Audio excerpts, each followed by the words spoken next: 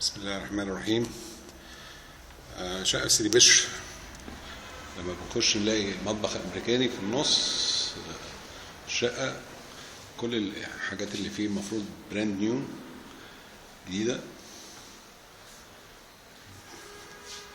بالبوتاجاز الكهرباء فيها غاز طبيعي، مطبخ بلت ان،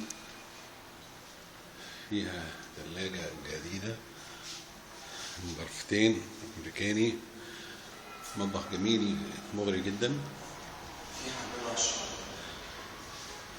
وبعد كده هنا المفروض اول ما بنخش برضه في حمام صغير شمال، حمام ضيوف، والهول مساحته واسعة، وليه باب تاني يطلع على السلم واسانسير تاني.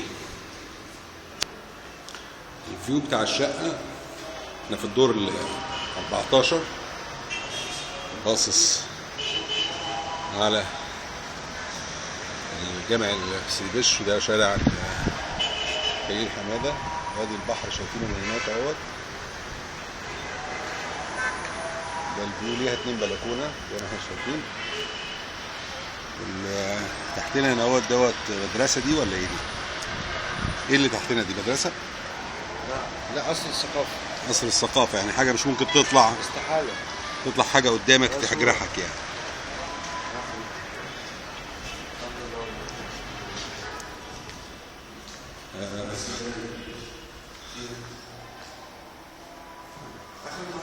في مكيفات في كل حتة، في هنا مكيف، في هنا مكيف. ده المطبخ تاني. بعدين بنطلع ب3 سلمات، نلاقي بقى البرايفسي بتاعها جميل قوي. تلاقي هنا أوضة صغيرة ليها شباك، وبعدين بنخش جوه بنلاقي حاجة زي ليفنج روم كده اهوت صغيرة، بس للأسف مفيش نور، فهي بس مساحتها كويسة قوي، ليها بلكونة. وبعد كده بنلاقي حمام ده للأوضتين، وأوضة الأولانية ديت فيها برضه المكيف بتاعها وليها بلكونتها. الشقة كلها سيراميك. وبعد كده الماستر روم هنا كبيرة وليها مكيفها وليها حمام الخاص بتاعها، وفي بانيو جاكوزي. الشقة لم تستخدم، جديدة نوفي، مش محتاجة أي حاجة عشان تتسكن الباب ده.